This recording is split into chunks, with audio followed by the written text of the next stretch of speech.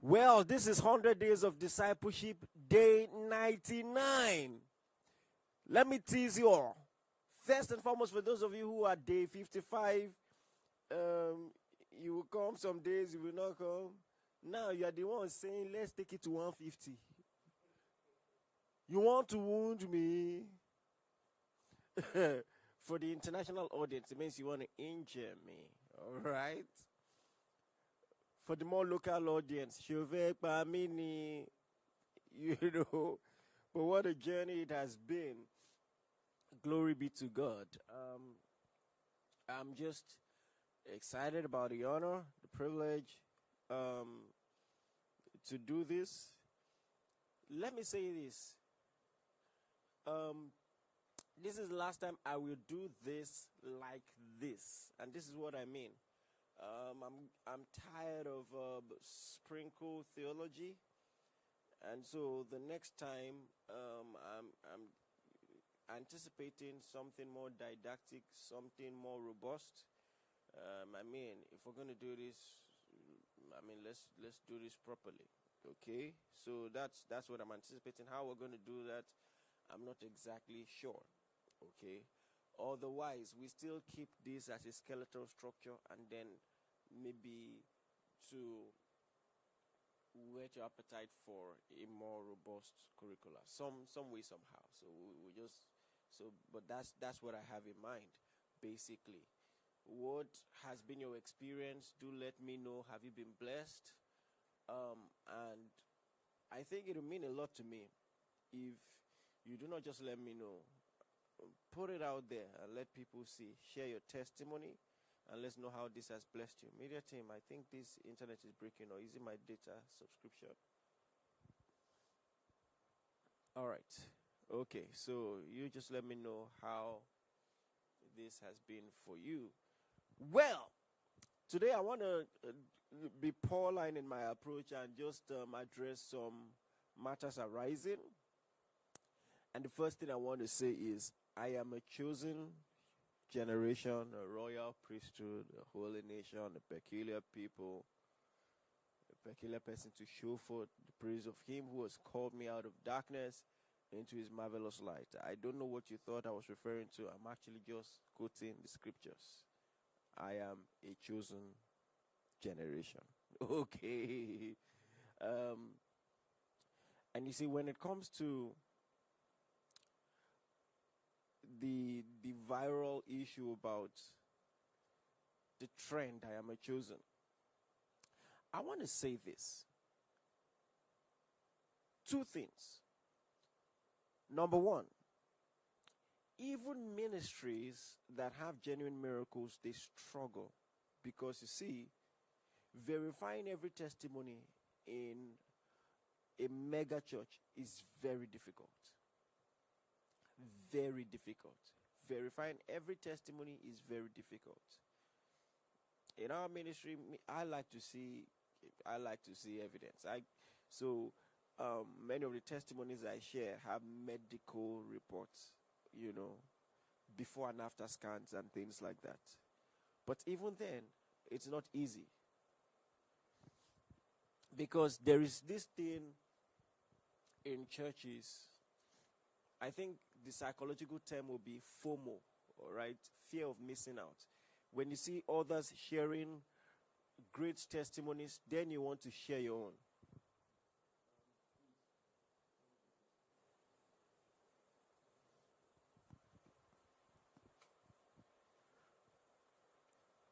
Then you want to share your own. And you want to make it as interesting as possible. So there are things like that. And there are also genuine testimonies that are exaggerated. So you want shock effect. Shock effect. In fact, that's why for a long time, I took out testimonies the way it is popularly shared in most charismatic churches. I took out testimonies. I want to be able to hear the testimonies behind the scenes, do some findings, and then share. All right?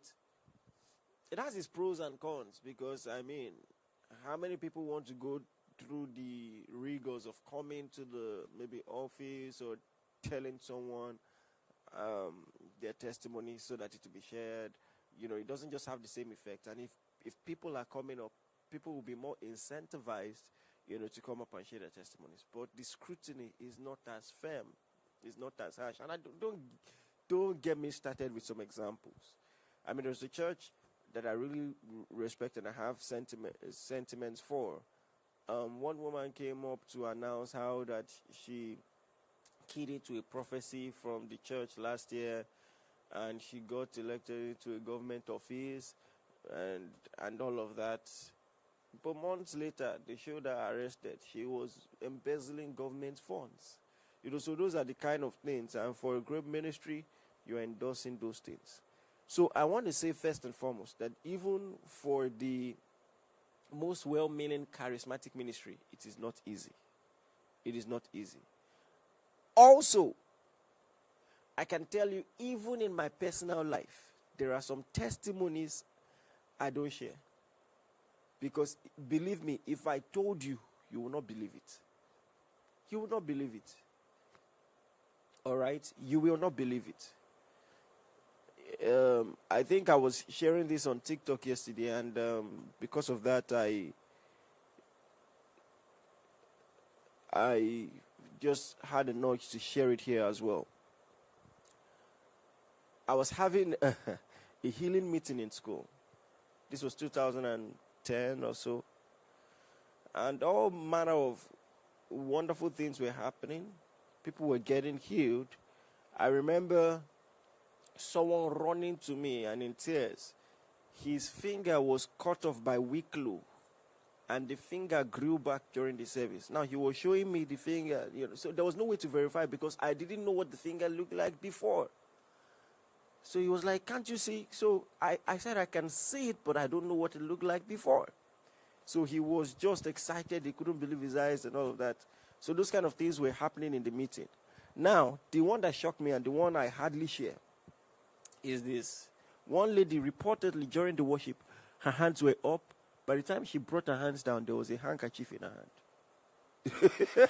So she came to me and said, see what I saw in my hand. I'm like, let me tell you something. There are some testimonies people share. I also doubt it. I'm like, what do you mean by that? What kind of, what are you talking about? She said, now, she swore by everything sacred, but I wasn't having it. So she wanted to give it to me. I said, give it to me. Now me give you. Do you understand? Take it back. Now, the interesting thing is, according to her, for the next 24 hours thereabout, every sick person she laid that mantle on was healed. That's strange. Strange. So, and that's not one of the strangest things. There are some things I basically cannot tell. So, follow the line of thoughts. Number one, even genuine ministries, it's very hard to vet testimonies sometimes in a way that encourages people to share testimonies. And then when you're a ministry that emphasizes the supernatural, that there's nothing impossible for God to do, if you're doubting everything everybody says. I mean, look at the example of Pastor Paul Eneche, whom I respect very much. Because of public scrutiny and everything, and because he wanted to show he was a man of integrity, he challenged someone who was sharing testimony that did not sound or seem believable. Guess what? It was true. And at the end of the day, he was castigated for that again. See, we are in interesting times. Interesting times. And if anything, that testimony proves to you that just because it doesn't seem believable, doesn't mean it isn't. I mean, people have posted what seems to be evidence of genuine testimonies in that ministry. I saw one, the car was crashed and he was meters away, on the floor. It looked supernatural to me, even to me. It looked supernatural to me. If he goes and shares a testimony that the hand pulled him from the car, and put him elsewhere. Because the car, and I believe everybody in the car was squashed behind, and here he was, separate from the car, meters away, on the other side of the road, on the floor and unharmed, unscathed. How do you explain that?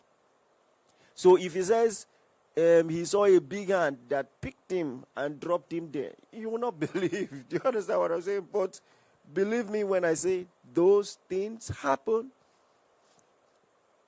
Those things happen. Those things happen. I've had a teleportation experience before, believe it or not. Now, it wasn't some of the cool ones that some people share, like interstate or even intercountry, traveling without visa. That one has never happened to me. But in a small space, I don't need to give details on that. And I permit you not to agree, not to believe. You are permitted not to believe. Do you understand what I'm saying? There's some testimonies I don't even bother sharing, because I'm not sharing it to impress you. If you don't believe it happened, that's fine. Okay? In general, it is not as easy to deceive people as people think. If you see thousands, tens of thousands of people in a ministry, it is more likely that they are using satanic powers than that nothing is happening there at all. All right? I'm not being an apologist for the ministry. I'm just saying, even in a gullible generation, people aren't as gullible as you think. People aren't as gullible as you think. Even the people who patronize herbalists will tell you, this one no work. It no work. If it doesn't work, people can't tell. Do you understand what I'm saying? So, that's also something to bear in mind.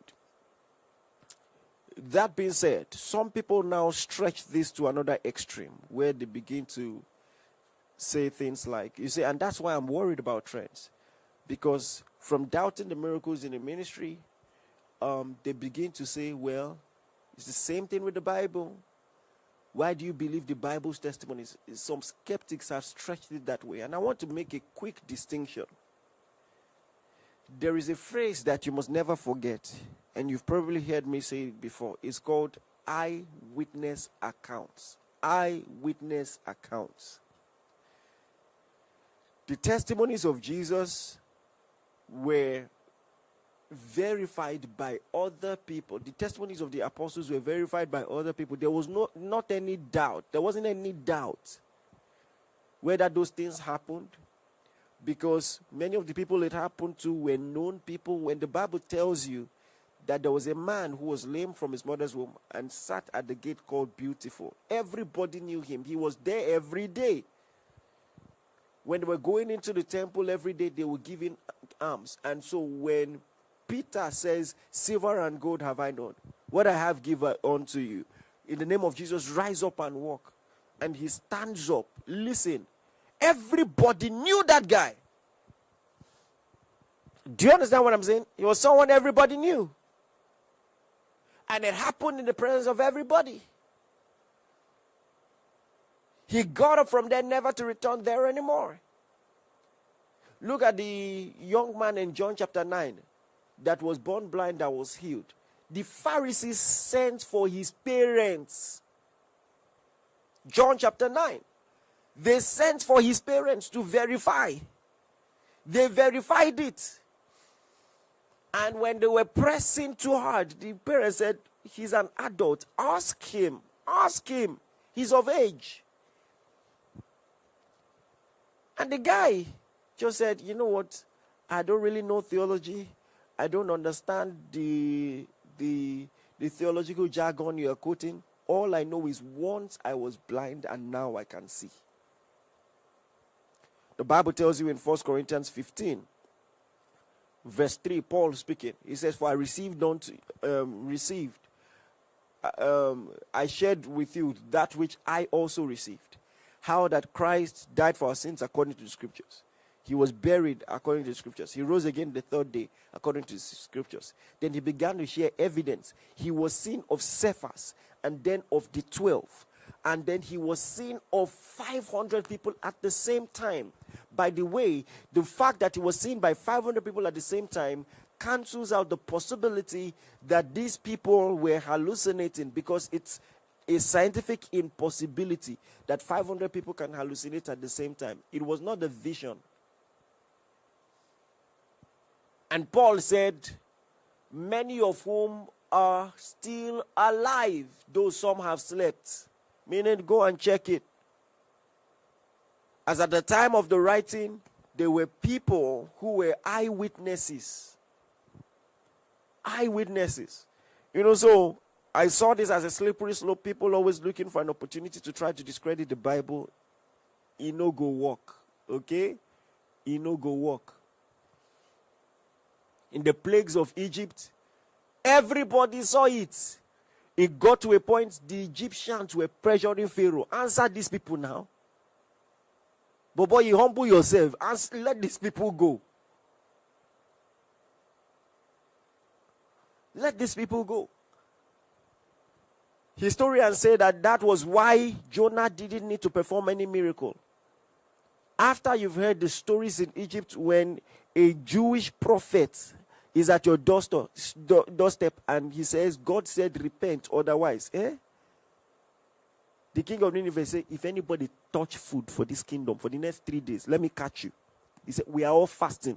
He says, all your animals will fast. Just in case some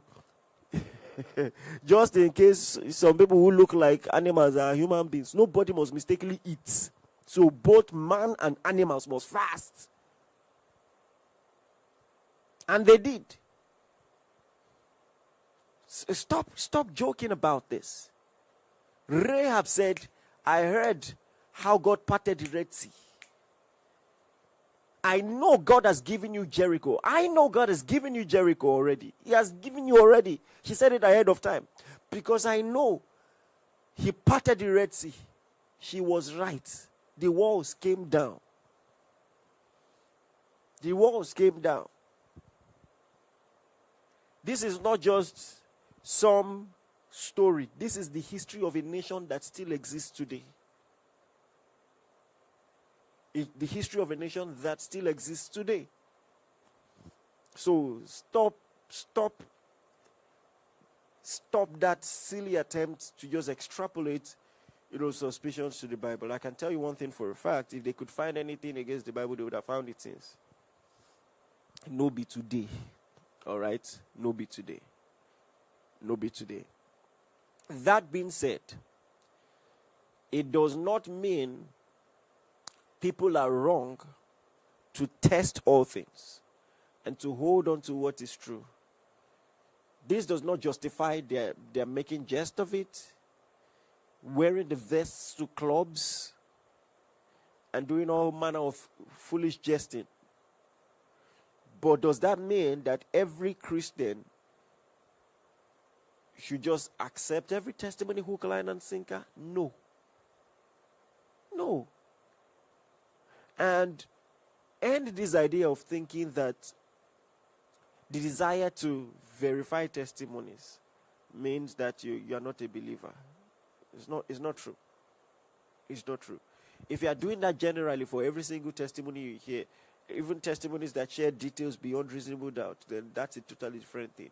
But the fact is this, and this is what nobody is saying. When you look at the trend of testimonies, there is a desire, a hidden desire, a not so hidden desire, for the testimonies to sound spectacular. That's the problem. That's the problem. And so it's fitting that you step back and you say, wait a minute. Because people exaggerate. People lie. And yes, even in church. Do you understand? So I believe that's that. But at the end of the day,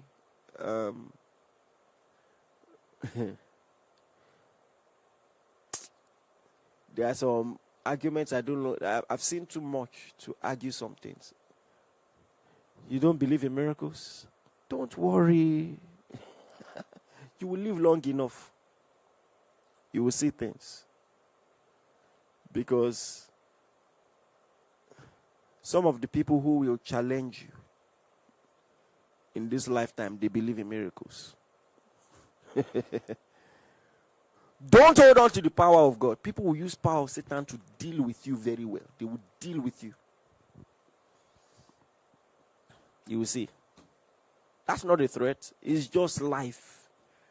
You will live long enough and see things. You will live long enough and see things. You know, there was a lady I was praying for. And I was trying to trace where this problem started. So the mom told me how that when the girl was about 2 years plus, she began to play with an imaginary friend. So the mother said, "Who are you playing with?" And she called the name of the imaginary friend an Igbo name and said, "That is my younger brother." The mom was not pregnant. She was playing with this imaginary friend she said was a younger brother for about 3 months or 4 months. After a while, the imaginary friend was nowhere to be found. And then she pointed at the mom's stomach and called that same Igbo name and said, "That imaginary friend is in her stomach." And the woman went to the hospital to confirm she was pregnant. Gave birth to a boy.